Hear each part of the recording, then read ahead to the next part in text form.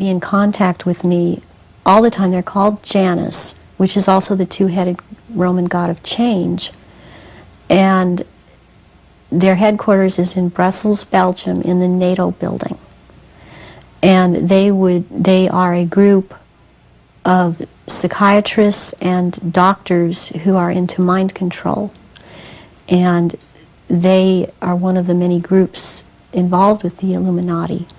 And they would contact me and tell me, give me directions that I was to psychically kill this person or psychically injure this person or scare this person. They'd give me the location.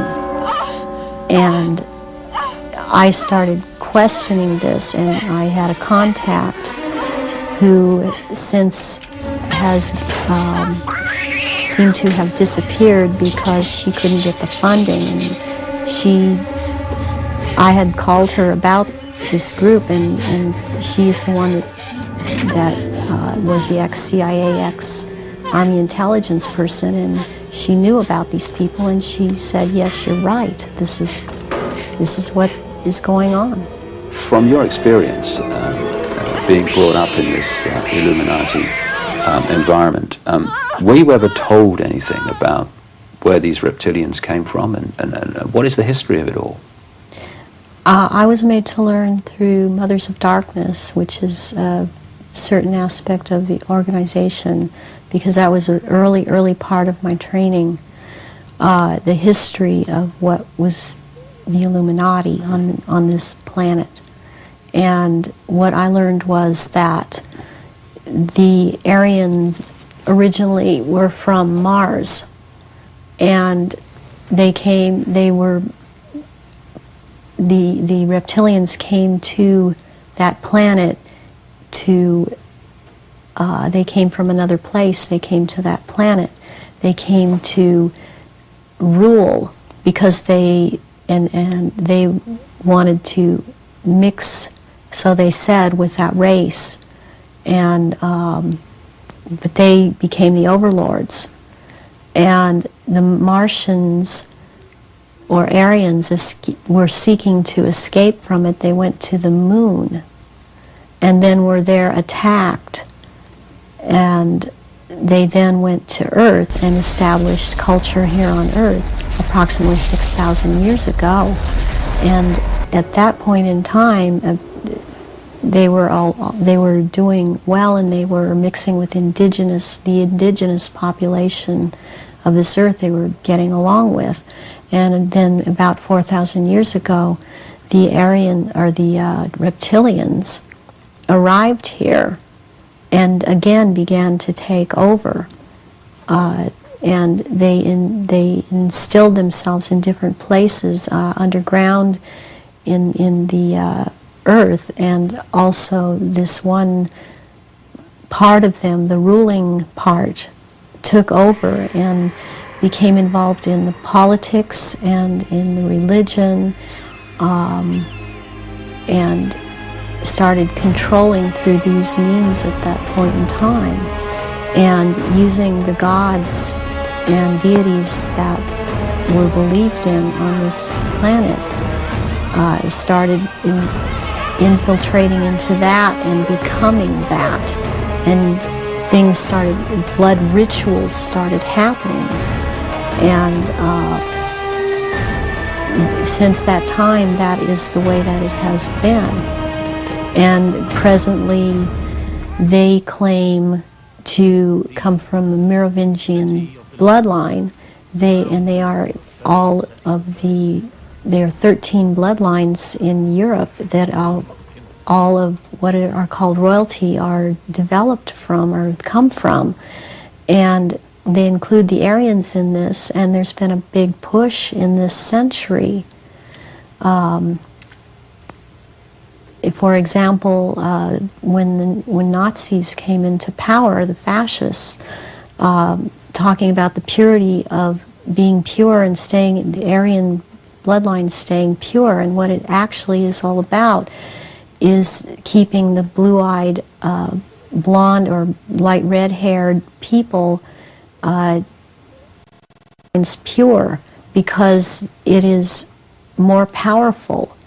And what is in that blood for these reptilians is more powerful, and they need that. And when you start mixing it with people that were indigenous to this earth, then it is not as powerful. It has nothing to do with someone, skin color or nationality. It has to do with keeping the bloodline pure for their use. So blonde-haired, blue-eyed people are the purest from the reptilians' point of view, and that they want to keep that bloodline pure because of how they need to use it. Yes. When I realized that it had to do with blonde hair and blue eyes, I could not do anything about my eyes, and I am not able to wear contacts or I would have brown eyes. But one thing I did do was cut my hair off, because that was part of the rank I was. My hair was down to my knees, and I colored my hair darker. And there were times when after I did cut it off, they had gotten to me, and so the hair would be light red. But that is being in compliance with them. And I did not want to be in compliance to them. I want to expose them, and this is part of it, and I won't be what they want me to be. It's basically just the reptilian mind that's inside. No, it's a reptilian, and it's an astral form of the reptilian. It is like hands, face, nose, mouth. It's not just part of the mind. It is a being inside.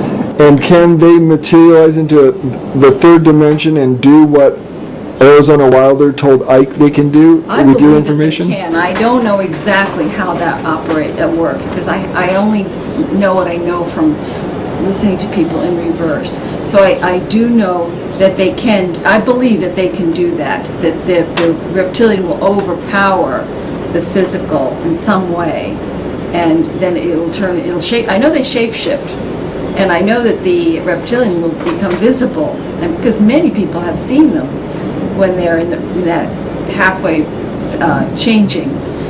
So I do believe that this is a physical phenomenon. I know that they do eat people physically. Let's talk about some other famous figures and what you've heard or know about them. Have you heard anything mentioned about the Pope? Yes. The Catholic Church is, it's ripe with that reptilian energy. Nobody gets to be in that kind of a position of willpower without a reptilian within, I would say. Even people like, newscasters. I find that the